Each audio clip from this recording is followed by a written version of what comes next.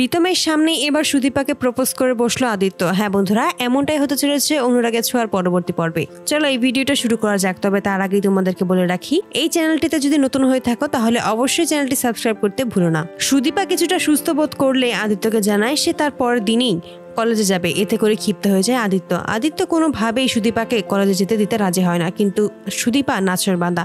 সুদীপা বারবার বলতে থাকে, আপনি এমনটা করতে পারেন না, আমার ডাক্তার হওয়ার স্বপ্ন, আমি সেটা পূরণ করতে চাই। আপনি কিন্তু আমাকে কথা দিয়েছিলেন, সেই কথা আপনি এখন ভুলে গেলে কিন্তু চলবে না। আদিত্য বলে, আমি সেটা একবারও আপনাকে বলিনি, আপনি অবশ্যই কলেজে যাবেন, তবে আজকে নয়, আপনি একটু সুস্থ হন, তারপর আপনি যাবেন। আপনার উপর দিয়ে এত বড় একটা বিপদ গিয়েছে, অথচ আপনি এখন নিজেকে এত শান্ত রাখার চেষ্টা করছেন। শান্ত রাখছেন কিভাবে? সুদীপা বলে যে, আমি নিজেই যদি এতটা ভেঙে পড়ি তাহলে আমি ডাক্তার হব কিভাবে বলুন তো? ডাক্তার হতে গেলে তো এই সমস্ত কিছু একটু একটু সহ্য করতেই হয়। আমার খুব গুরুত্বপূর্ণ ক্লাস রয়েছে, তাই আমাকে সেখানে যেতেই হবে।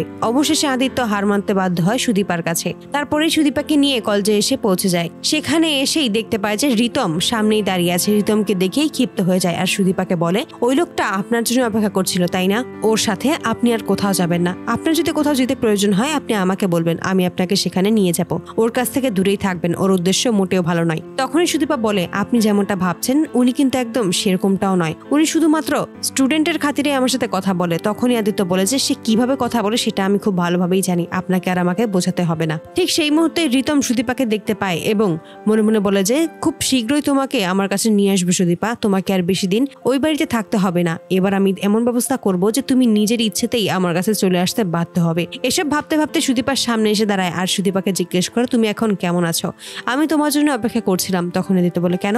আপনি ওর জন্য কেন অপেক্ষা করবেন? ও কি বলেছে আপনাকে ওর জন্য অপেক্ষা করতে? রিতম তখন বলে, আপনি বিষয়টা অন্যভাবে নিচ্ছেন, বিষয়টা আসলে সেরকম নয়। সুদীপা ক্লাস টপার, তার জন্যই আমার খুব চিন্তা হচ্ছিল।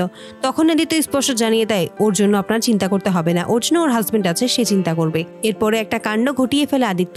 সে ফুলের তোড়া এনেই এবার রিতমের সামনে সুদীপাকে প্রপোজ করে বসে। সুদীপাকে নিজের মনের কথা জানিয়ে দেয়, সুদীপা আমি সত্যিই তোমাকে ভালোবাসি। এতে করে রিতম ক্ষিপ্ত হয়ে যায়। তো বন্ধুরা, তোমরা এটাইতে চাওয়ার জন্য এবার রিতমের সামনে যেন সুদীপাকে প্রপোজ করে আদিত্য, অবশ্যই তোমাদের মতামতটি জানাতে ভুলবে না। চ্যানেলটিতে নতুন হয়ে থাকলে অবশ্যই চ্যানেলটি সাবস্ক্রাইব করে দিও। ধন্যবাদ।